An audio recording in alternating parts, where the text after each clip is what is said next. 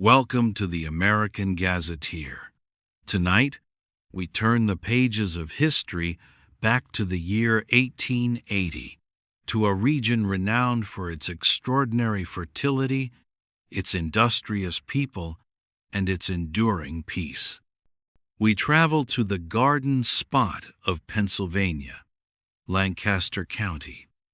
In the census year of 1880, the county of Lancaster stood as the wealthiest agricultural district in the United States, a title it held with humble yet undeniable pride.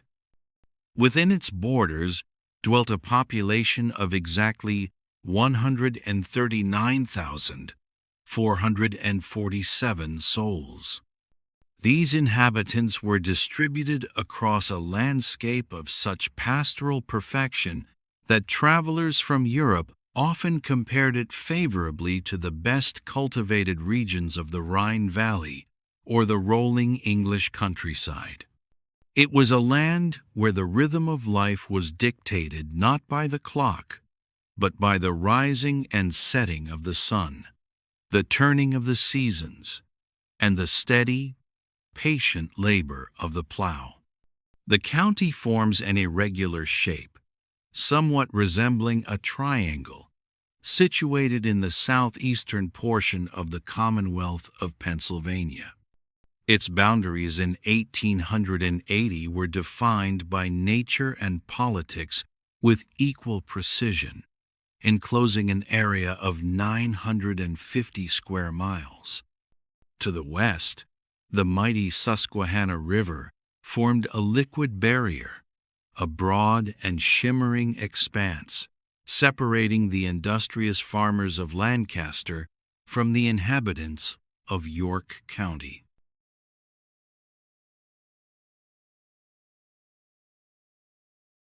To the south, the Mason-Dixon line and the winding Octoraro Creek marked the border with the state of Maryland and Chester County.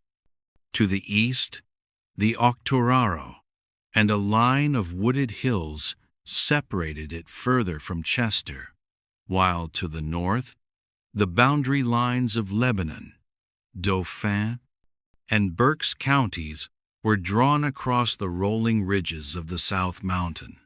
The topography of this region is gentle, yet varied, presenting a landscape that is pleasing to the eye and grateful to the husbandman.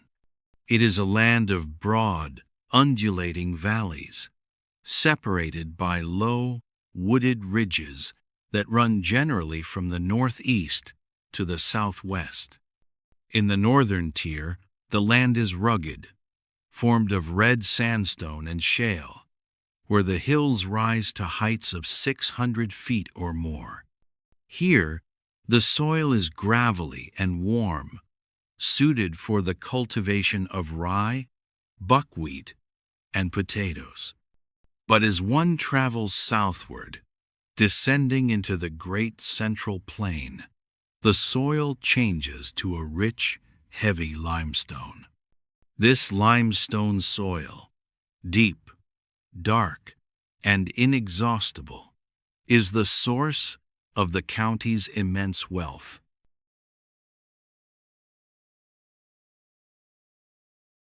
In 1880, these central valleys were a patchwork quilt of green and gold, fields of wheat, corn, oats, and the broad, dark leaves of tobacco plants, which were rapidly becoming the cash crop of the region.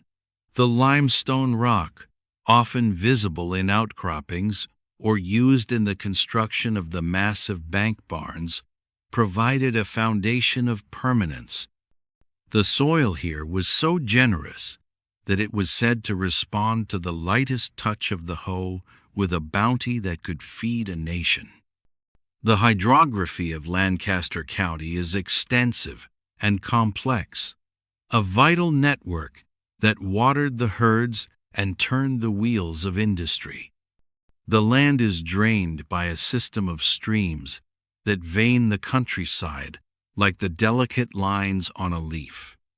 The principal artery is the Conestoga River, a winding, tortuous stream that originates in the swampy lands of Caernarvon Township and flows entirely across the county to meet the Susquehanna.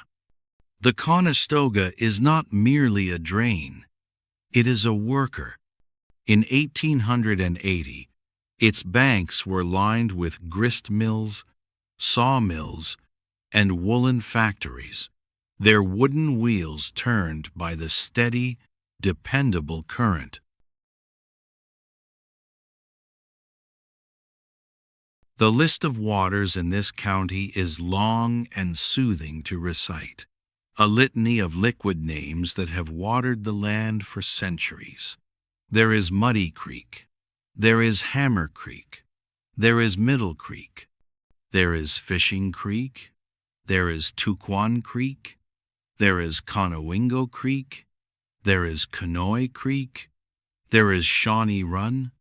Each of these streams, in the year 1880, flowed clear and clean, bordered by willows and sycamores, crossed by wooden-covered bridges that rumbled softly under the wheels of passing wagons. The natural covering of the land, where the plow had not yet conquered, consisted of noble forests. The ridges and hillsides were clothed in dense stands of timber. The white oak, the black oak, and the chestnut tree dominated the woodlands, providing durable timber for the construction of the massive bank barns that dotted the landscape.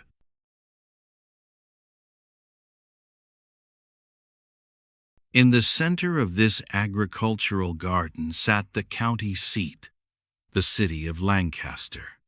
In 1880, the city was a bustling yet dignified municipality of 25,769 inhabitants. It was the oldest inland town in the United States, having been laid out by James Hamilton in 1730. By 1880, it had long since outgrown its colonial origins to become a modern industrial center, though it retained a distinctly red brick Georgian character that spoke of stability, tradition, and permanence. The city was laid out in a precise grid centered upon a square of 2 acres, known simply as Center Square. From this central hub, the 4 principal streets radiated to the cardinal points of the compass: King Street running east and west, and Queen Street running north and south.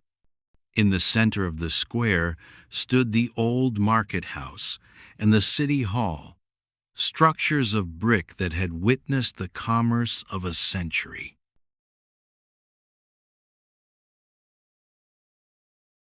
The architecture of Lancaster City in 1880 was substantial and enduring.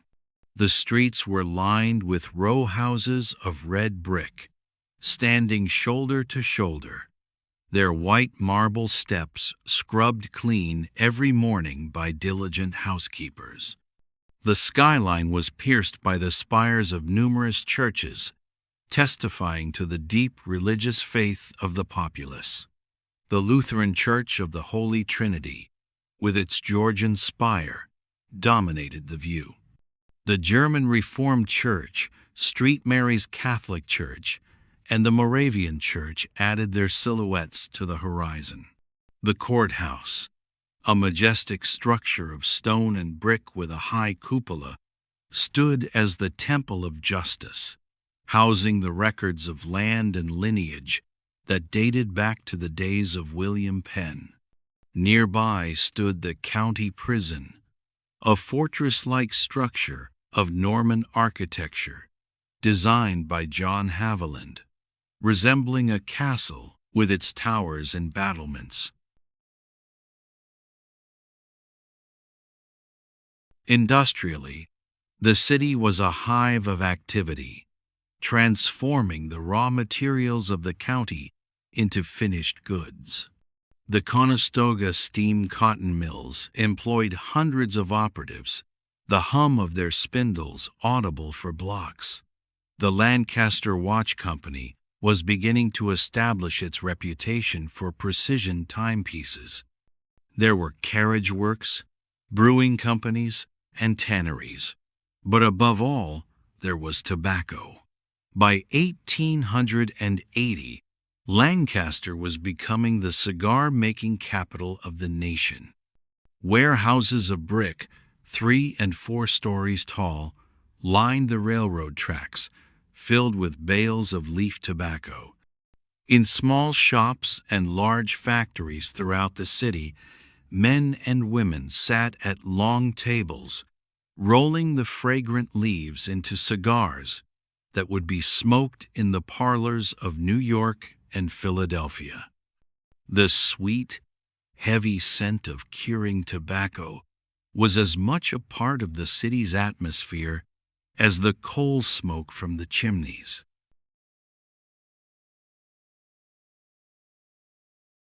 Financial life in 1880 centered around the great banking institutions.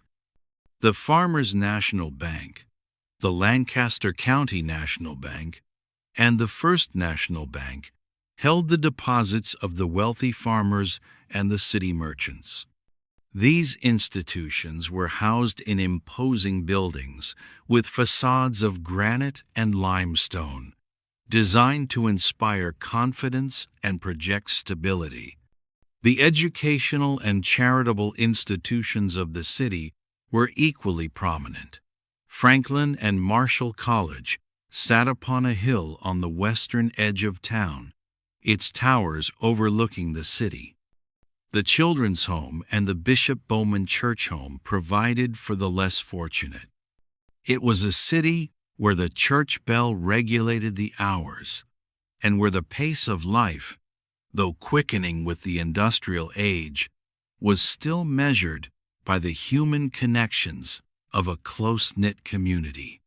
The names on the storefronts, Steinman, Hager, Watt, and Shand, spoke to a continuity of commerce that spanned generations.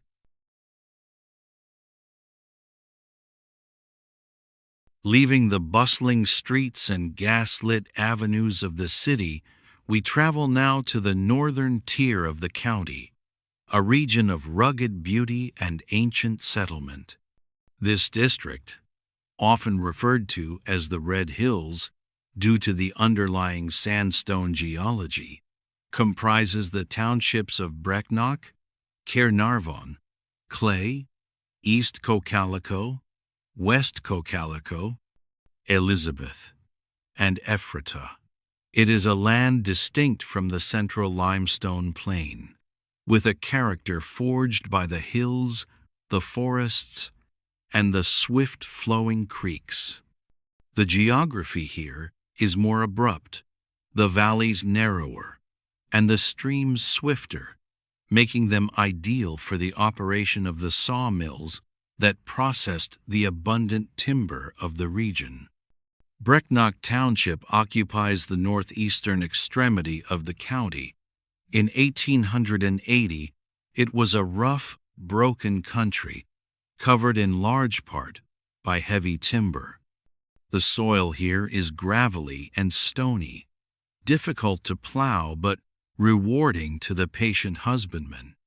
The population was widely scattered on small farms, with surnames such as Good, Beam, Kessler, and Dry appearing frequently on the tax rolls. There were no large towns in Brecknock, only small hamlets like Bowmansville, where a cluster of houses, a store, and a church served the needs of the community. The swift-flowing Muddy Creek provided power for several sawmills, which processed the oak and chestnut timber harvested from the hills. The life in Brecknock was isolated and self-sufficient, a remnant of the pioneer days that had long since passed in the southern valleys. To the south of Brecknock lies Caernarvon Township, settled originally by the Welsh, whose influence remains in the names of the locality. The southern portion of this township is crossed by the Welsh Mountains, a high ridge that separates the waters of the Conestoga from those of the Picaya. In the valley below the mountains, the soil is limestone and fertile. In 1880, Caernarvon was the home of the ancient iron industry. The names of the old iron masters Grubb, Coleman, and Jacobs were still spoken with reverence. Though the great charcoal furnaces were beginning to decline, the forges at Poole and Windsor were historic landmarks. The village of Churchtown, situated on a ridge, offered a commanding view of the Picaya Valley to the south. It was a village of stone houses and ancient churches, where the cemetery markers bore the names of the Evans, Jones, and Davis families, testifying to the Welsh heritage of the founders. Moving westward, we enter the Cocalico's East Cocalico and West Cocalico townships. These townships take their name from the Cocalico Creek, a word of Native American origin meaning den of serpents. The land here is rolling and well-watered. In East Cocalico, the village of Reamstown was a notable stop on the old road between Lancaster and Reading. Established by the Ream family Tobias and Eberhard in the 18th century, it remained a quiet village in 1880, home to families named Redig, Root, and Goeknauer. The creek provided ample power for grist mills, and the sound of the millstone was a constant companion to the residents of the valley. West Cocalico is characterized by the South Mountain Ridge, which forms its northern boundary. The flatlands along the Cocalico Creek were marshy but fertile when drained. The village of Schoneck, meaning beautiful corner, nestled against the hills. Here, the Mohn family established a reputation for the manufacture of stiff felt hats, an industry that would grow in later years. Clay Township, named for the statesman Henry Clay, lies to the west of the Cocalicos. It is a township of hills and valleys, drained by Middle Creek and Indian Run. The village of Brickerville formed the center of community life, situated at the intersection of the turnpike roads.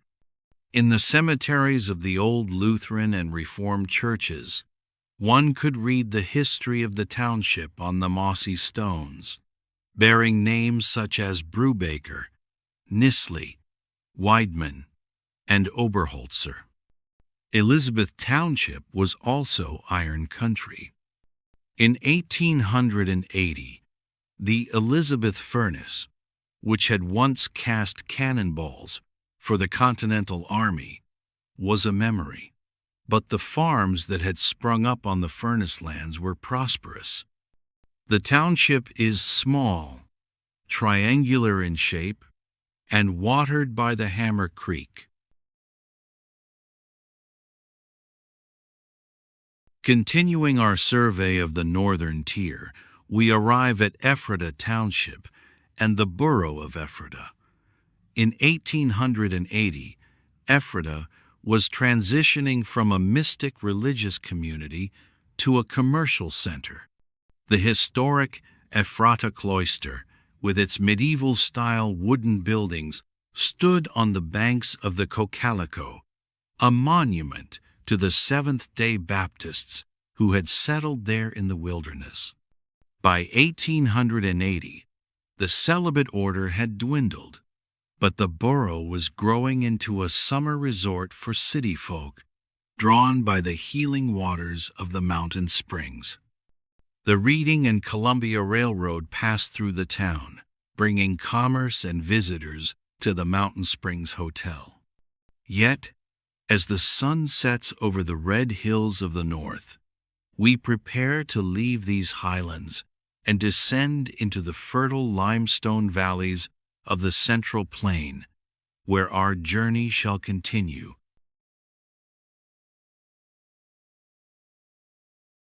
Descending from the rugged elevations of the north, the traveler in 1880 entered the broad, sun-drenched basins of the East Central Plain. This region, comprising the townships of Earl, East Earl, West Earl, and Upper Leacock, represents the very heart of the garden spot. Here, the limestone soil reaches its greatest depth and fertility, and the barns, built of native limestone and whitewashed to a brilliant gleam, rise from the earth like natural formations, vast and enduring.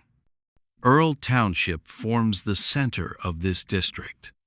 Its name is derived from the German word Graf, meaning earl or count, in honor of Hans Graf, the pioneer settler who first broke the soil in this wilderness in the early 18th century. The township is a rolling expanse of rich farmland, watered by the Mill Creek and the Conestoga River, which winds its lazy, serpentine course through the fields.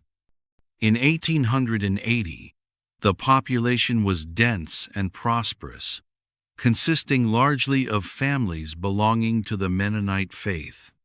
The family names found here are a litany of the original Swiss and German pioneers: Groff, Martin, Zimmermann, Weaver, Sensenig, Kurtz, and Nolt. These families, bound to the soil by tradition and religion, cultivated the land with a meticulous care that bordered on reverence.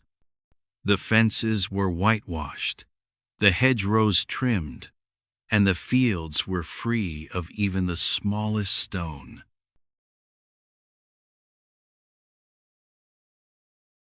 The principal town of this region is New Holland, originally known as Earltown.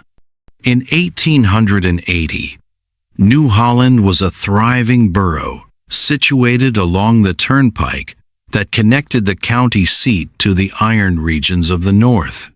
It was a long, linear town, its street lined with substantial brick and frame houses shaded by ancient maple trees. The Clarion Hotel and the Steyer House provided rest for the weary traveler. The town possessed a carriage factory, a machine shop, and several stores stocked with the necessities of life: calico, molasses, coffee, and hardware. Yet, despite this commerce, the rhythm of the town was slow. On Sundays, a profound silence reigned, broken only by the tolling of the church bells, calling the faithful to the Lutheran and Reformed sanctuaries that stood as sentinels over the community. To the east lies East Earl Township, a region that abuts the Welsh Mountains. Here, the Conestoga is smaller, a mere creek winding through the meadows. The village of Blue Ball, named for an ancient inn that once hung a blue sphere as its sign, stood at a vital crossroads. In 1880, Blue Ball was a busy stopping place for the heavy freight wagons moving between Lancaster and the iron forges to the east. The township was also home to the village of Goodville, a quiet hamlet where the store and the meeting house formed the pillars of society. The streams of East Earl include the Cedar Creek and the Black Creek, watercourses that turned the wheels of grist mills owned by families with names like Shirk, Sensenich, and Horst. West Earl Township completes the trio. It is here that the Conestoga River meets the Cocalico Creek, a confluence of significant beauty and power known as the Point. The township is renowned for the fertility of Groff's Valley, a basin of land that produced staggering yields of corn and tobacco. The village of Brownstown and the hamlet of Farmersville served the local population, but the defining feature of West Earl in 1880 was the sheer density of its mills. The water power provided by the confluence allowed for the operation of large flouring mills, where the wheat of the township was ground into the snowy flour that was shipped by rail to Philadelphia. The distinct, rhythmic clacking of the mill wheels was the heartbeat of West Earl.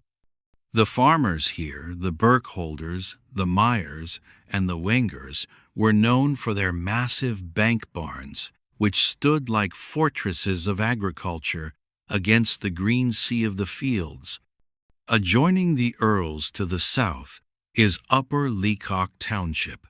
This is the heart of the Plain Country, where the Amish and Old Order Mennonite communities thrived in 1880. The village of Leola, then known as Mechanicsburg, and the hamlet of Bearville were the centers of trade. The landscape of Upper Leacock was remarkably level, a vast table of limestone soil that produced the famous Lancaster County broadleaf tobacco.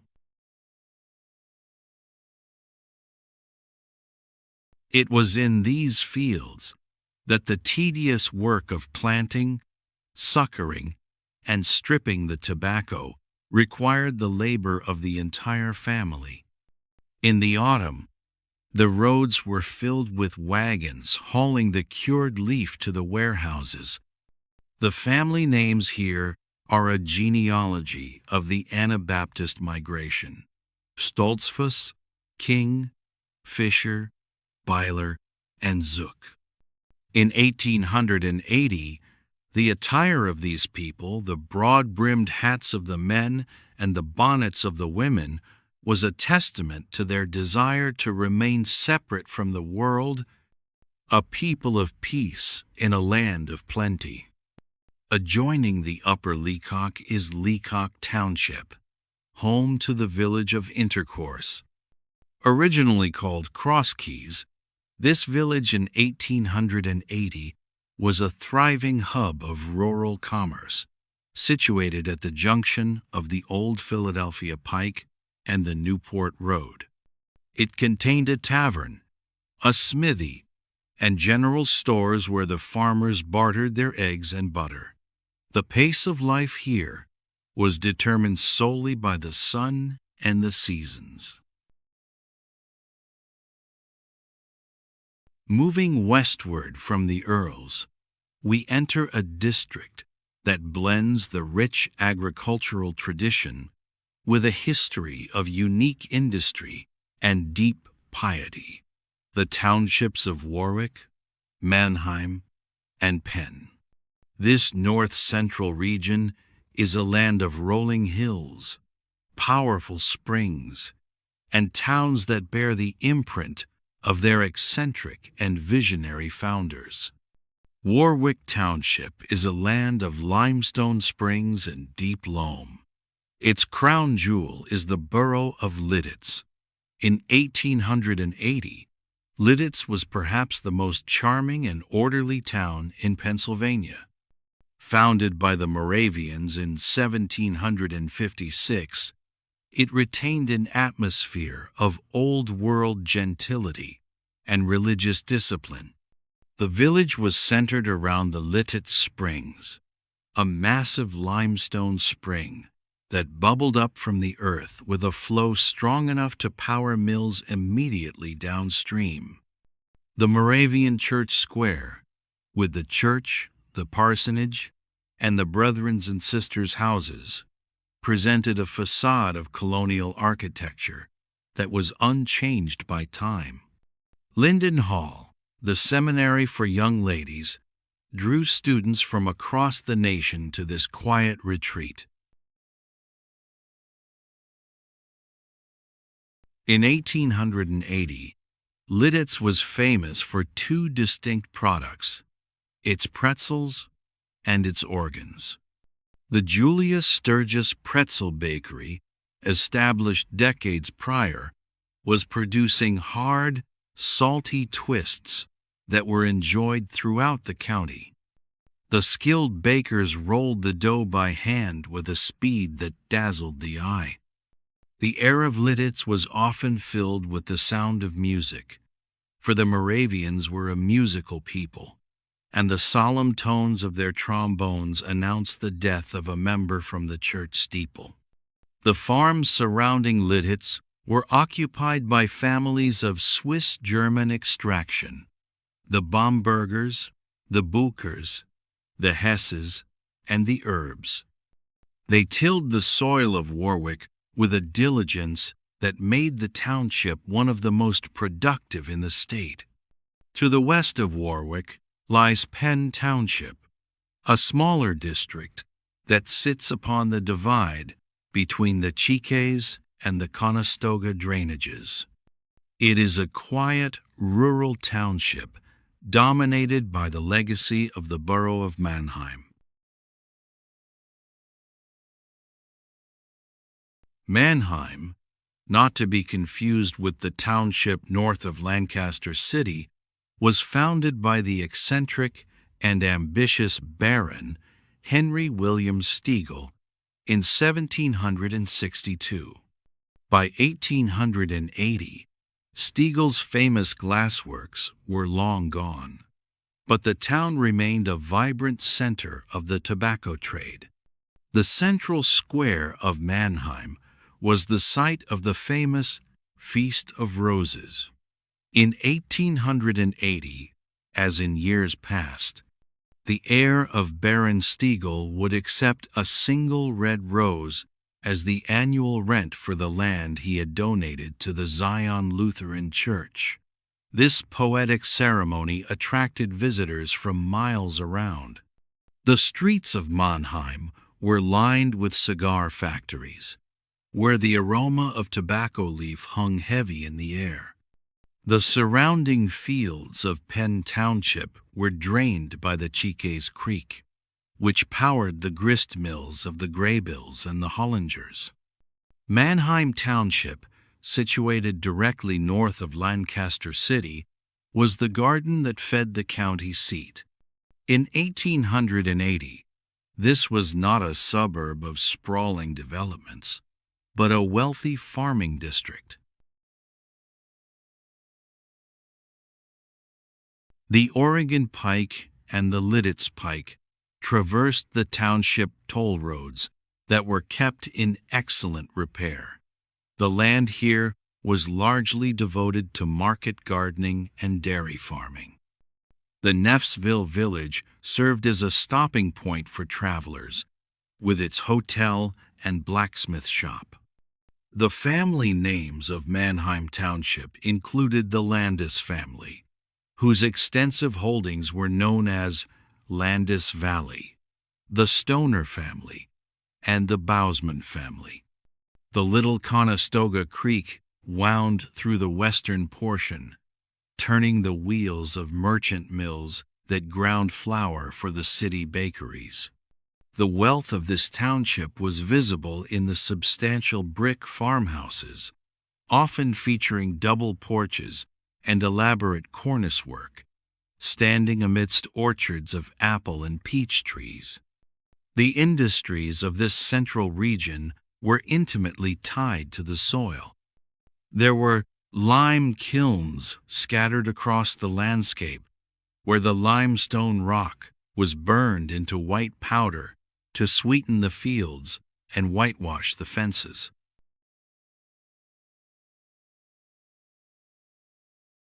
We travel now to the western border of the county, where the influence of the Susquehanna River shapes the land and the lives of the people.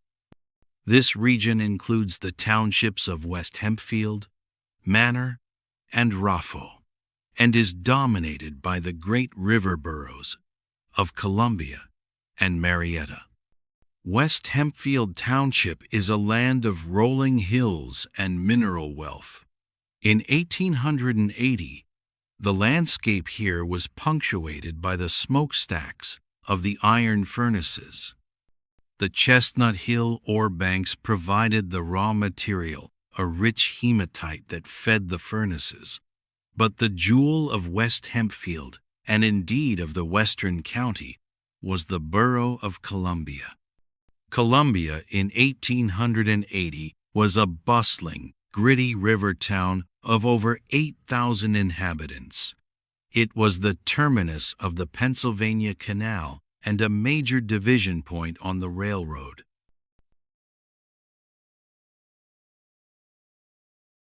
The riverfront was a chaotic, fascinating scene of commerce. Great rafts of lumber floated down the river from the forests of northern Pennsylvania, were broken up here. The smell of fresh-cut pine and hemlock hung heavy in the air. The wharves were piled high with coal, lumber, and iron. The Columbia-Wrightsville Bridge, a massive wooden-covered structure spanning the mile-wide Susquehanna, was the main artery of travel to the west. It was the longest covered bridge in the world, a dark tunnel of timber that echoed with the hoofbeats of horses and the rumble of wagons. The industries of Columbia in this year were titanic. The Susquehanna Iron Company, the Columbia Rolling Mill, and the Keeley Stove Works employed thousands of men. At night, the glow of the blast furnaces illuminated the sky and reflected off the black waters of the river, a man-made aurora borealis, visible for miles. The streets of the town, Locust, Walnut, and Chestnut, were lined with the homes of the iron workers and the mansions of the iron masters. The names of the prominent families in this river district included the Wrights, the Barbers, the Castles, and the Haldimans. To the north of Columbia lies Raffo Township, a vast territory extending to the northern hills. It is watered by the Great Chiques Creek and the Little Chiques Creek. The borough of Mountjoy, situated on the border of Raffo, was a manufacturing center of considerable importance, home to the Landis Coach Works. But the southern part of Raffo contains some of the finest farms in the state, owned by families with names like Nisley, Brubaker, Eby, and Grider. Manor Township, south of Columbia, was a vast agricultural estate. The manor farms were famous for their yield of wheat per acre. Along the river road lay the village of Washington Boro, noted for its river shad fisheries. But the pride of Manor was the village of Millersville, the seat of the State Normal School. In 1880, this institution was training the teachers who would educate the youth of the Commonwealth. Its brick buildings and manicured grounds were a beacon of learning. The family names of Manor were legendary. The Hares, descendants of Hans Hare, the Funks, the Habeckers, and the Kaufmans. The creeks that drained this region, the Chiques, the Shawnee Run, and the Little Conestoga, tumbled down from the uplands to join the great river, their waters carrying the silt of the farms to the Chesapeake Bay. The borough of Marietta, situated north of Columbia in East Donegal Township, was another vibrant river port. In 1880, Marietta was a town of handsome brick houses and busy lumber yards. The Chickees Rock, a towering cliff overlooking the river, stood sentinel above the iron furnaces that lined the shore. The smoke of the Chickees furnaces, owned by the Haldeman and Grubb families, mingled with the river mist. The Pennsylvania Railroad ran along the riverbank, its trains connecting the river towns with Harrisburg and Philadelphia. Leaving the industrial smoke of the river boroughs behind, we turn our gaze southward to a region distinct in geography and heritage. This area, known locally as the Lower End, comprises the townships of Conestoga, Martic, Drumore, Fulton, and Little Britain. Here, the fertile limestone plain gives way to a rugged, broken landscape of slate and schist. The hills rise steeply from the Susquehanna River, creating deep, shadowed glens and rushing torrents. In 1880, this was the domain of the Scots-Irish and the Quakers, a hardy people whose ancestors settled these rocky uplands while the German sects cultivated the valleys to the north. Conestoga Township lies at the mouth of the great river that bears its name. In 1880, this was a land of ancient settlement and modern industry. The village of Safe Harbor, situated at the confluence of the Conestoga and the Susquehanna, was a titan of fire and iron. The Safe Harbor Iron Works produced thousands of tons of rails for the expanding railways of the nation. The air vibrated with the roar of the rolling mill, yet just miles away, the township remained wild. The Tuquan Creek cuts through the hills in a deep gorge, its banks lined with hemlock and rhododendron. The family names here reflect a mixture of the German and the English: Warfel, Urban, Schenk, and Hess.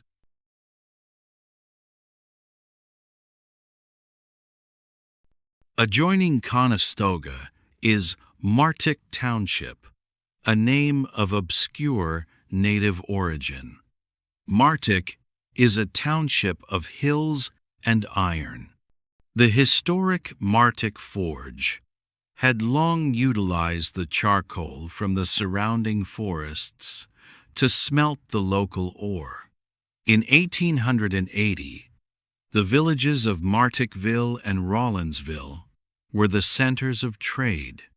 The geology here creates the barrens, a unique landscape of serpentine rock and cedar trees. The farmers raised sheep on the steep slopes, and the sound of the charcoal burner's axe was still heard in the woods. The surnames of Martic include Good, Harnish, Shoemaker, and Hagen.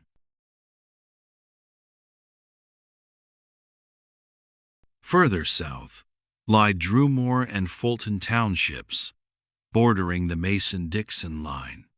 This is the land of the Presbyterians. Fulton Township is proud to be the birthplace of Robert Fulton, the inventor of the steamboat.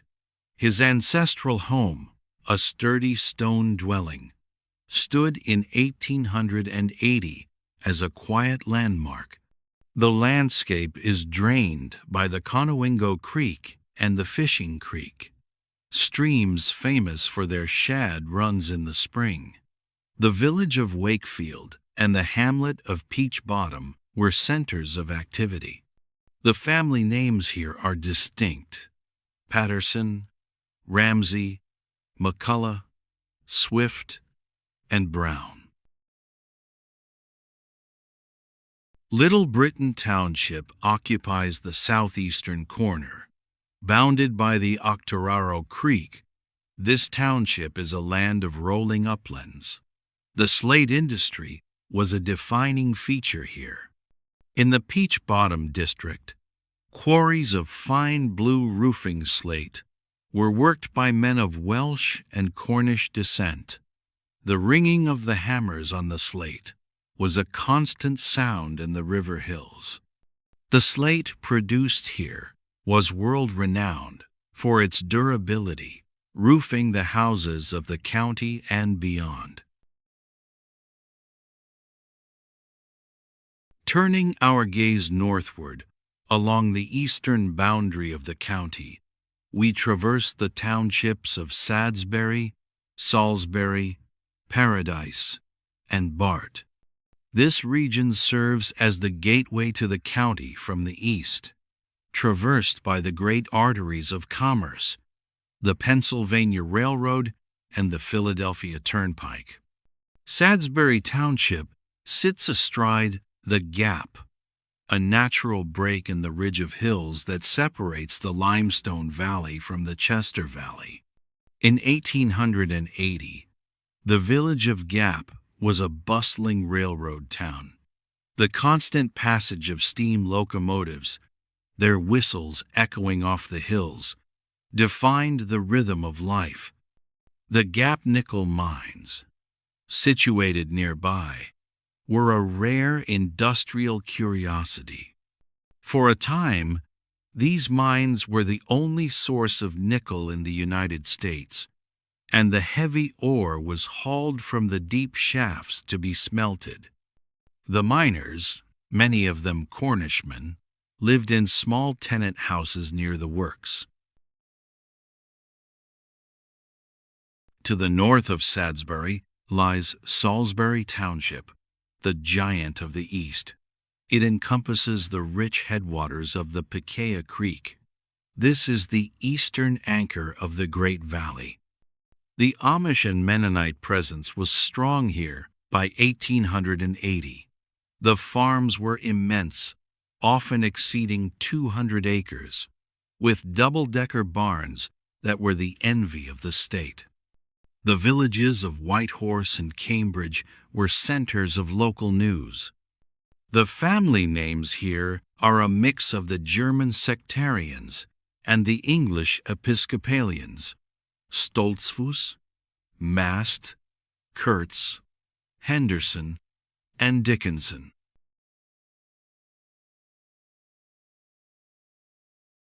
West of Salisbury lies Paradise Township, a name that reflects the sentiment of its first settlers. In 1880, Paradise was indeed a garden. The soil is pure limestone, level and easily worked. The Pennsylvania Railroad bisects the township, with a station at Lehman Place. The village of Paradise, stretched along the turnpike, was known for its neatly kept inns and shade trees. The township was the home of the Eschliman and Wittmer families. The London Land Run and the Picayune Creek watered the meadows, where herds of dairy cattle grazed in contentment.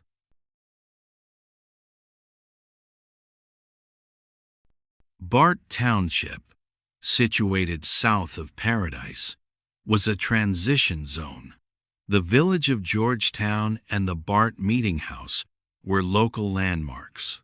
The nickel mines of Salisbury extended into the northern edge of Bart. The streams of Bart include the Meeting House Creek and the Nickel Mines Run. The farmers of Bart, the Helm family, the Downings, and the Fergusons were known for their thrift and industry. The Octoraro Creek, forming the eastern boundary, flows through a picturesque valley, powering the grist mills that serve the community. We conclude our survey of the townships by spiraling inward to the very center of the agricultural heartland, the district that gave Lancaster County its reputation as the granary of America. This comprises the townships of Strasburg, West Lampeter, and East Lampeter. Strasburg Township and the borough of Strasburg represent the quintessential Pennsylvania German community. The borough was a town of solid brick and stone, laid out along the Great Road. In 1880, it was a quiet, wealthy town of retired farmers. The Strasburg Railroad, one of the oldest short-line railroads in North America, connected the borough to the main line. Its small steam engines puffed back and forth, carrying coal, lumber, and feed. The surrounding township was a checkerboard of intense cultivation. The names here are historic: Hare, Neff, Musselman, and Brackbill.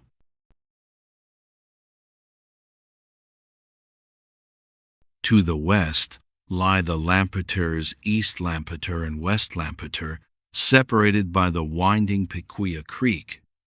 This is the land of the Hare family, descendants of Hans Hare, whose 1,719 stone house still stood as the oldest dwelling in the county. West Lampeter is a land of gentle hills and grand estates. The village of Lampeter and the hamlet of Willow Street were the principal settlements. In 1880, the cultivation of tobacco here had reached a high science. The barns were equipped with dampening cellars and stripping rooms. The big spring in West Lampeter was a natural wonder, pouring forth a volume of water sufficient to turn a mill wheel at its very source. East Lampeter Township adjoins the city of Lancaster. It is crossed by the Mill Creek, a stream that works harder for its length than any other in the county. In 1880, the creek was lined with flour mills, woolen mills, and sawmills. The village of Bird in Hand was a bustling center on the turnpike. The village of Smoketown was another hub of the Plain community. The farmers of East Lampeter, the Landises, the Buckwalters, the Gibbles, and the Denlingers, were known for their progressive methods. It was a landscape that radiated prosperity, order, and a deep, abiding peace.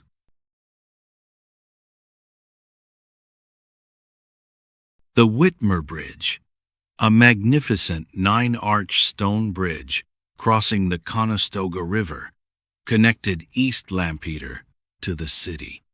Built in 1799 by Abraham Whitmer, it remained in 1880 as a monument to the durability of the county's infrastructure. Across its cobblestones rattled the wagons of the farmers, bringing the bounty of the garden spot to the markets of the world. We have traversed the red hills of the north, the river valleys of the west, the rugged glens of the south, and the garden heart of the center. Now, before we close the heavy leather-bound volume of history, we turn our gaze to the final district of the Great Limestone Belt, the historic townships of East Donegal, West Donegal, Mountjoy, and Conoy. This is a land of Scots-Irish heritage and rich limestone farms, a region where the history of the frontier meets the peace of the plow. East Donegal Township lies along the Susquehanna, a tapestry of fertile fields and ancient sycamore trees. In 1880, this township was the site of the historic Donegal Presbyterian Church. Standing beside the witness tree, a white oak of immense age, this stone sanctuary was the spiritual anchor for the Scots-Irish families who first cleared these forests. By 1880, however, The German Mennonites had largely succeeded the Scots-Irish as the tillers of the soil.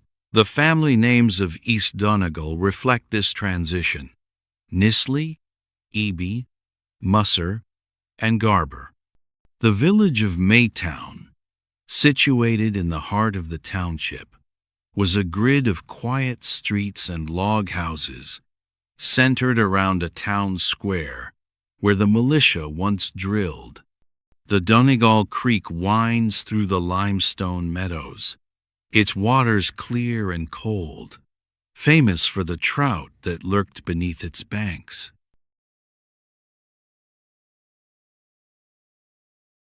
To the north lies West Donegal Township and Mount Joy Township, distinct from the borough. These townships are watered by the Little Cheekays Creek and the Conoy Creek. The soil here is of the highest quality, a deep loam that produced bountiful harvests of wheat and corn. The village of Reims and the hamlet of Milton Grove served the rural population. In 1880, the harvest season in the Donegals was a spectacle of abundance. The wheat was cut in July, the golden shocks standing in the fields like regiments of soldiers. The corn was husked in October, the yellow ears filling the cribs to capacity. But it was the tobacco that defined the landscape. The large tobacco barns, with their hinged slats open to the breeze, dotted the hillsides, curing the leaf that would bring wealth to the Brubakers, the Hirschbergers, and the Nisleys. Conoy Township, the northwesternmost sentinel of the county, takes its name from the Conoy Indians who once inhabited the riverbanks. The village of Bainbridge, situated at the mouth of the Conoy Creek, was a quiet river town in 1880. The river commerce had slowed, and the town had settled into a peaceful slumber. The Stackstown Road wound through the interior, passing farms where the Heisey and Gish families lived, in stone farmhouses that seemed to grow directly from the bedrock. The rhythm of Conoy was the rhythm of the river, the slow, ceaseless flow of the Susquehanna moving toward the sea.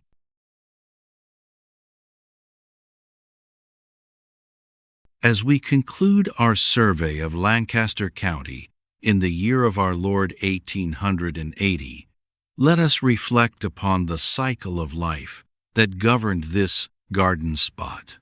It was a life of unhurried industry, a life attuned to the seasons. The year began in winter, when the county lay under a blanket of white. The fields were silent, the wheat sleeping beneath the snow. The sound of sleigh bells on the turnpikes and the ring of the woodcutter's axe in the woodlots were the only interruptions to the silence. The families gathered in the warm kitchens, the women quilting and the men mending harness. Then came spring, with the thawing of the creeks, the Picaya, the Conestoga, the Cheekays swollen with snowmelt. The plows turned the earth, revealing the dark, rich chocolate soil that was the county's gold. The orchards of the Lampeters and Manor burst into pink and white blossoms, a cloud of fragrance that drifted over the valleys. Summer brought the heat and the labor. The hay was made in June, the sweet scent of clover filling the air. The wheat harvest in July was the climax of the year, a community effort where neighbors moved from farm to farm, the steam traction engines chugging, the threshing machines humming, a dusty tune of prosperity. Finally, autumn, the season of Thanksgiving.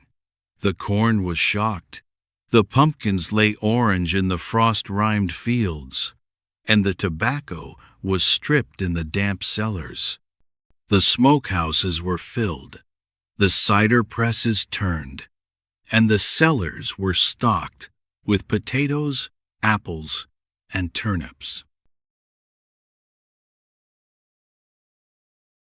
This was Lancaster County in 1880, a land of 139,000 souls, a land of 38 townships, a land of stone bridges, covered bridges, and iron rails, a land of the Mennonite, the Amish, the Quaker, the Presbyterian, and the Lutheran, a land where the Groffs, the Hers, the Landises, the Stoltzfuses, and the Wrights lived side by side in a patchwork of peace. The mills along the Conestoga have slowed their turning. The fires in the furnaces of the Susquehanna have dimmed to a soft glow. The gas lamps in the streets of Lancaster City are flickering low.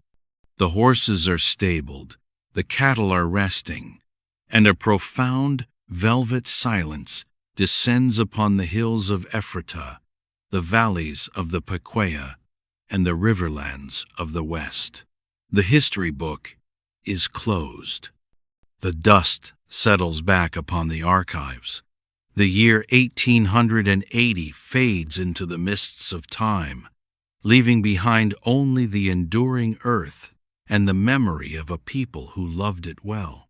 And thus, we close the entry for Lancaster County. Rest well.